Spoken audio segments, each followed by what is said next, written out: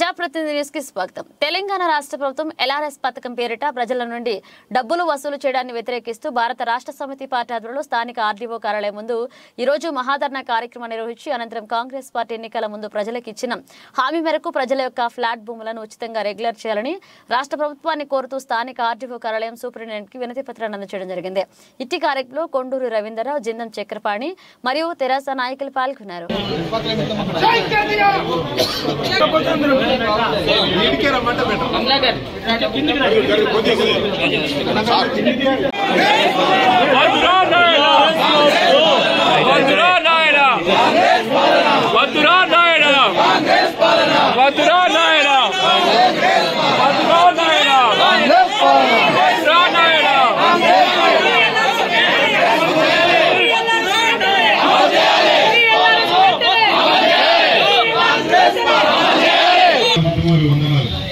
ధర్నా కార్యక్రమాన్ని మనకు అప్పచెప్పింది ఇప్పుడున్న ప్రభుత్వం. గతంలో మనం ప్రభుత్వంలో ఉండి మనం ప్రభుత్వం చేసే తప్పుడు కార్యక్రమాలన్నింటినీ రక్షించే బాధ్యత మనకి ఇచ్చింది కాబట్టి ఖచ్చితంగా ఇప్పుడున్న ప్రభుత్వంలో ఉన్న పెద్ద మనుషులందరూ కూడా దాన్ని అప్పుడు వ్యతిరేకించారు. మళ్ళీ దాన్ని వీళ్ళు ఇప్పుడున్న ప్రభుత్వం తీసుకురావడం జరిగింది. మళ్ళీ పేద ప్రజల మీద భారం పడుతుంది కాబట్టి ప్రభుత్వం ఆలోచించి అందరికీ ఫ్రీగా ఎల్ఆర్ఎస్ ఇచ్చినట్టయితే బాగుంటుంది. ఎందుకంటే ఒక్కొక్కరి మీద 1,00,000 నుంచి ఇంకా పైచికే భారం పడుతుంది కాబట్టి అందులో కట్టని వారు కూడా ఉంటారు, ఇబ్బంది ఉంటుంది కాబట్టి ప్రభుత్వం ఆలోచించి ఈ ప్రకటనను వాపసు తీసుకోవాల్సిందిగా కోరుతూ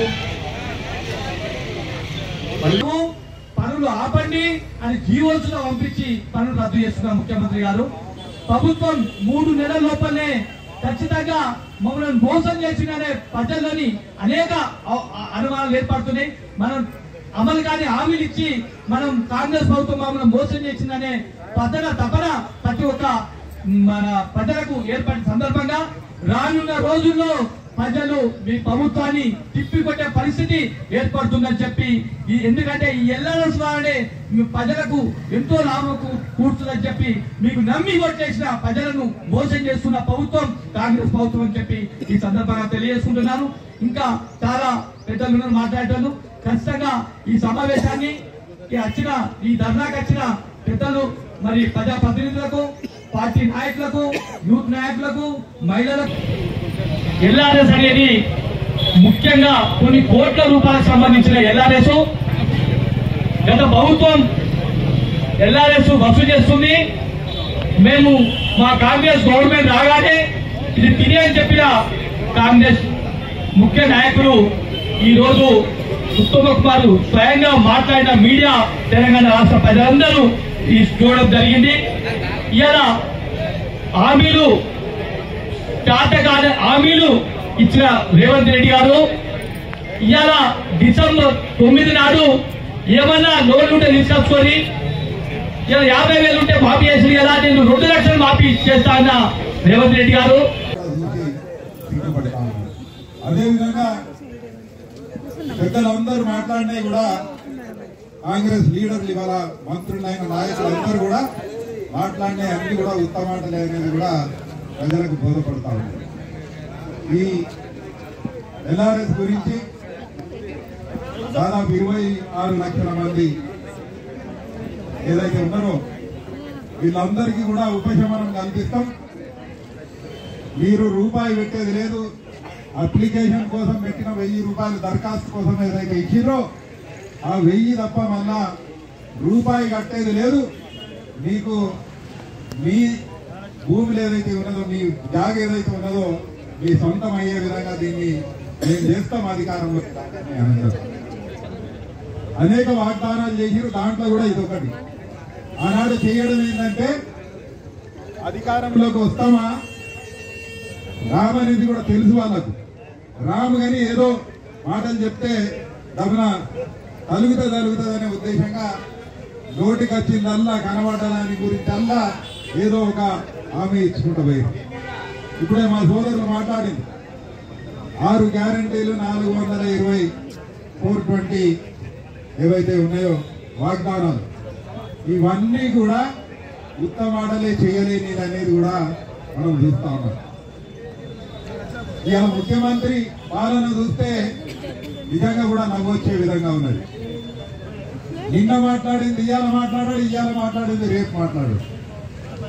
ప్రతి విషయం ఆయన మాట్లాడిన దాన్నే ఆయననే మళ్ళీ దాన్ని ఇంకో రకంగా చిత్రీకరించి దానికి విరుద్ధంగా మాట్లాడే ఒక విధానం వాళ్ళ అలవాటు అయిపోయింది. మా పెద్దలు చెప్పినట్టు ఆయనకు రోజు కూడా కళ్ళలో కూడా సింహస్వప్నం లాగా కేసీఆర్ గారు కేటీఆర్ గారు కనబడుతున్నారు. కాబట్టి లేవగానే ఒకసారి వాళ్ళని తలుసుకుంటూ వాళ్ళ గురించి మాట్లాడే అలవాటు అయిపోయిందండి. పని చేసేది లేదు. చెప్పిన మాటలు ఏవైతే ఉన్నాయో వాగ్దానాలను నిలబెట్టుకునేది లేదు. వీటిని సంపూర్ణంగా పూర్తి చేసేది లేదు. కేవలం అబద్ధాలతోనే ఎన్నికల ముందు అబద్ధాలు చెప్పి అన్ని మోసపూరిత వాగ్దానాలు చేసి హామీలు ఇచ్చి అధికారంలోకి వచ్చినాక మళ్ళీ తిరిగి అదే తోడుకుంటూ ఇంకా ఇప్పటి వరకు 90 రోజులు గడిచిపోయినాయి. అదే అబద్ధాలు ఆనాడు మాట్లాడుతూ ఏమి పని చేయకుండా. నేను ఒకటే అడుగుతా ఉన్నా, ఇప్పటికి కూడా పోయిందేమి లేదు, మించిపోయిందేమి లేదు. మీరు చెప్పిన ఈ ఎల్ఆర్ఎస్ పథకం ఏదైతే ఉన్నదో ఈ దరఖాస్తుదారులు ఎవరైతే ఉన్నారో వారు చేసిన దరఖాస్తులను ఖచ్చితంగా రూపాయి కూడా ఖర్చు కాకుండా చేసే బాధ్యత మీ పైన ఉన్నది. అనేక మాటలు చెప్పింది. ఇప్పుడే ఏం హామీలు ఇచ్చారు, ఎక్కడెక్కడ ప్రజలు మోసపోయినారు, ఎక్కడెక్కడ ఇబ్బందులు పడతా ఉన్నారు. ఇవాళ దాని లోతులోకి నేను పోను. ఎందుకంటే ఇవాళ మనం కూర్చున్నది ఈ ఎల్ఆర్ఎస్ మీద. మిగతా విషయాలు అన్ని కూడా నిన్ననే గౌరవనీయులు కేటీ రామారావు గారు కూడా ఇక్కడికి వచ్చినప్పుడు అనేక విషయాలు వారు చెప్పడం జరిగింది.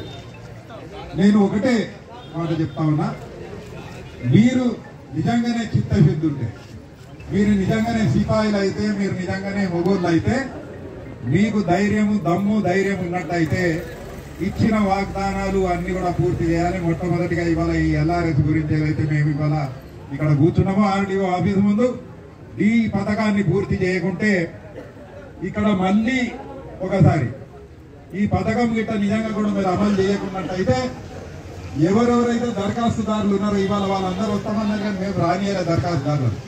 పార్టీ పరంగా మేము ఇవాళ ధర్నా చేస్తున్నాం, కానీ రేపు దరఖాస్తు చేసుకున్న వాళ్ళందరినీ కూడా వీడికి తీసుకొచ్చి కూర్చోబెట్టి వాళ్ళతో కూడా ఈ మాట్లాడిస్తాం. వాళ్ళ ఈ మోసపూరిత మాటలు ప్రజల ద్వారానే మళ్ళొకసారి మీడియా ద్వారా ఆయన